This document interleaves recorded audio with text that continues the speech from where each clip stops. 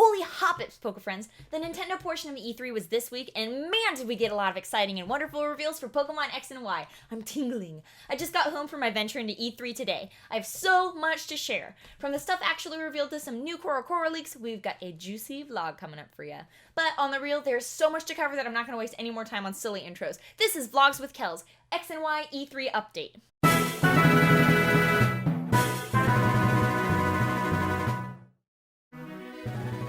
I'm going to start off with a few things that have already been announced, but just got some new details. The first is that yes, your character will be fully customizable from hairstyle to clothing. I am gradually getting more and more on board with this the more I hear about it, because it looks like it's going to be a really easy and well-integrated feature. And I don't have to wear a hat, yay! Speaking of characters, Korokoro leaks have revealed 5 new human characters. Keep in mind that these are all Japanese names, so they may change, but the 3 rival characters in your hometown are named Thierno, Troba, and Sana. Aside from them, there's also the main rival, which will be one of the first 2 characters we've seen, depending on which gender you pick. Wow, it feels like our rival of Arsenals is getting bigger each generation. But in my opinion, rivals have been acting a little bit more like friends ever since Gen 3. I want another rival who's a jerk. Give us someone to fight against. Give us someone to hate. Give us someone we want to clobber. Come on. Also, we've got the reveal of 2 other characters, Pansy and Viola. Pansy is apparently directly related to the rideable Go-Goats and is a reporter in Lumiose City. Viola is currently a gym leader in a new city called Hakudan, and though unconfirmed, it is strongly suggested that this is going to be a bug-type gym. Remember those bouncy spider webs from the first X and Y trailer? That's her gym. Exciting! In place of the current global trade system, in X and Y we are getting a new system called the Player Search System, or PSS. This system seems much better integrated into the main game, as you'll be able to connect with players by walking by, like Street Pass. When you pass a player, their icon will appear, and you can choose if you want to battle or trade with them. There are also hints that it will be much easier to find trade partners and battle partners, which seems to indicate that the search system will be refined. The PSS is not just for passersby, and in the roundtable discussion at E3, it was mentioned that the system was developed with those who live in remote areas in mind. I'm thinking that this means that global trade is getting a major overhaul, and Nintendo is once again stepping up its game in online communications. I'm so proud of you, Nintendo! Moving on from connective play, I'm going to quickly touch on the newest feature that I'm least excited about. That is Pokémon Amie, which name is obviously a reference to the French mon ami, which means my friend. You will be able to interact with your Pokémon by talking to them, petting them with the stylus, and imitating their actions, which is probably done with the inner camera on the 3DS.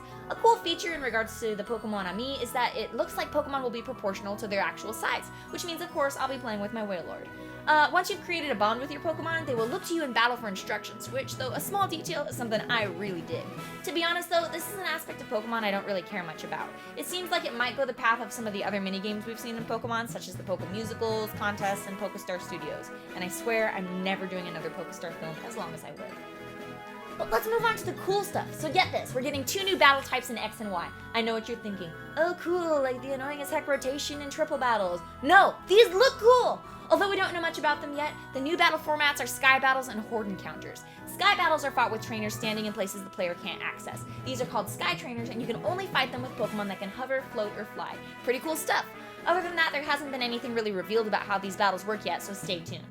Battle Style 2 are called Horde Encounters. Remember in Kingdom Hearts 2 when you got to battle 1,000 Heartless at once and you were like, yes, I'm so good at this? By the way, Kingdom Hearts 3, hello. Yeah. But Horde Encounters are pretty much just like that. But instead of 1,000 Heartless, there's 4 or 5 Pokemon. But that's still cool, 5 against 1. A perfect opportunity to wreck shop and feel awesome. This is a feature that is sure to gain you lots of experience, but it's unclear if this is going to be a random encounter or if this is something that just happens in certain areas, like double battles. Now it's time to talk about something dope. Y'all were speculating, hoping, wishing, wondering, and yes, a new Pokemon type has been introduced. Fairy type. That brings our total to 18 types in the Pokemon world. There's already word of some well-known Pokemon being reclassified as Fairy type, and so far the officially confirmed ones are Jigglypuff, Marill, Sylveon, and Gardevoir. From there we can only speculate, but here's some of my thoughts on what Pokemon we might see. My prediction is Clefairy and Clefable, because how could they not be? We've also got our other pink fluffs such as Chansey and its evolution line, Audino, and maybe even Minccino. Also, if you're well versed in Pokemon species games, recall that Snubbull and Gramble are known as the fairy Pokemon, so probably them too. However, before you go nuts, I don't think that all the Pokemon in the fairy egg group are going to get a fairy typing. It was clearly said that the fairy type was invented to balance the game and make dragon types a bit less overpowered. Speaking of which, fairy type is super effective against dragon type. And y'all that are like, ew, fairies can't actually beat dragons, shut up, neither fairies or dragons are real. But they're both magical creatures, so they've got to have some sort of relation to each other. Speaking of which, let's talk about speculation of what other types fairy could be strong or weak against. Okay, so looking at a type matchup chart, I've tried to figure out some likely candidates for super effectivity against fairy. Right now, the types I see as having some balance issues are Electric, which is strong against 2 types and weak against only 1, which doesn't give it much interplay with the other types, which usually have more, effective or not effective types in both of those categories. We've also got Grass, which is weak against a whopping 5 types, more than any other type in the game. And finally, there's Poison, which is weak to 2 types and only strong against 1. If you want my personal speculation, I think that Fairy type will be weak to Poison. My basis for this: remember when Tinkerbell drinks that poison to save Peter Pan and she dies, and only the clapping of children that believe in fairies can bring her back? It's rough evidence, I admit, but hey, Poison needs another type to be strong against to get back in the competition. Right now, all that Poison type has going for it is the move Toxic, but come on, let's bring back the fear that Poison inspires! Koga's my grandfather! Ah! Oh yes, go ahead and tell me about your thoughts on the Fairy type in the comments. What Pokemon do you think will gain this type? What do you think will be strong to it? Weak to it? Resist it? I want to know everything! Do your thing! That was the moment you have all been waiting for. We're up to 17 new Pokemon now. Woo! We've got cool, weird, we have badass, and we've got some cute ones too. And the first is my main man, Noivern. Now, Noivern is a flying dragon dual-type Pokemon based off of a fruit bat. His name is most likely a combo of Noir, French for black, and Wyvern, which is a subspecies of dragon. Wyvern, that's how you're supposed to say it. I'm sorry. He knows a new move called Boom Burst, which is a pretty cool sounding name, and maybe another yet unreleased type? I love this dude, but I can't tell if he's an evolution or a standalone Pokemon. My gut is telling me that he's either the second of a 2-part evolutionary line or standalone. What do you think?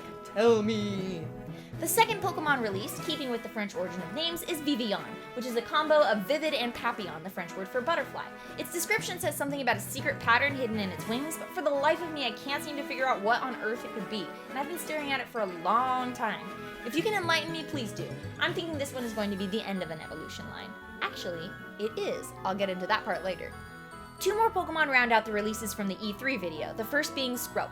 Skrelp, that is a word I hate saying. It sounds gross. And the Pokemon itself looks gross. Skrelp is a poison water type that it looks kind of like it's based off of a weedy sea dragon and kelp and possibly pollution. He also seems to be stoned out of his mind. If you can't tell, I think this guy is gross, and I don't really like it, but I have high hopes that it'll turn out to have an evolution that'll knock us out of the water, if you pardon the pun. The last little guy revealed is Clauncher, which is a silly name until you read his description. Clauncher uses his claw to launch things like projectiles. Claw plus launcher equals Clauncher. I do think this guy has charm though, and I love his bright blue coloring. He definitely looks like he's got a cool evolution in store for him, which Alex has very cleverly dubbed Clodobolt. He made me put that in my vlog. Also, he can learn Crabhammer, which probably surprises nobody. And, besides the Pokemon officially released, CoroCoro leaked and has given us glimpses of 4 new Pokemon. We have seen the evolution line of Vivillon, which have not had their English names revealed yet, but they are Kofukimushi and Kofuari, and they look like the follow of the classic bug-type chain from Little Bug to Cocoon-like Dude to Big Bug. We've also been introduced to a new fairy type in Furabebe, which looks like a cute little guy hanging onto a flower. It's said that Furabebe finds a flower the day it's born and looks after it for its whole life. Cute. It also learns a move called Fairy Wind. I have no doubts that this will evolve, as Bebe seems to imply baby, so let's get this thing to grow up and show us how badass fairies can be, huh?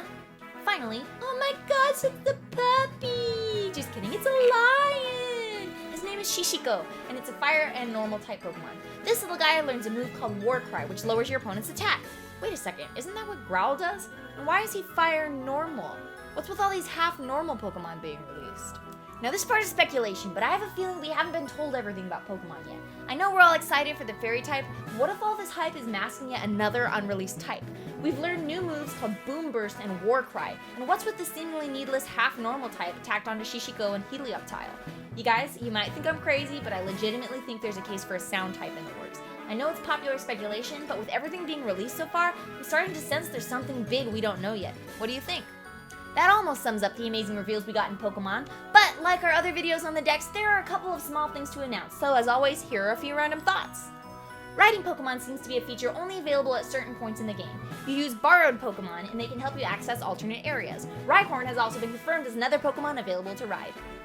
Also, it seems that you can choose the camera angle in battle and pick the music plays versus trainers. Camera angles include split screen, dynamic, and classic. The music is also said to be unlike anything we've ever heard in Pokemon before, which makes me think orchestral. Remember my sounds blog? Go watch it. The Game Freak team also mentioned that they are working on a system that allows you to transfer your DS pokes into the world of the 3DS, but that it's a considerably harder thing to do than the transfers from advanced games to the DS games, so expect to hear more about that soon. Also, EVs and IVs, which mean effort values and individual values, and are highly important to competitive battling, are said to be much more accessible in this game. No idea what that means as of yet.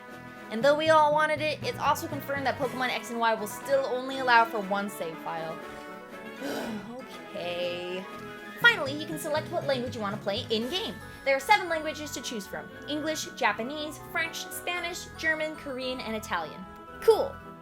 Whew.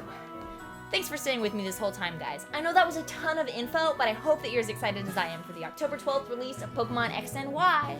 Bye!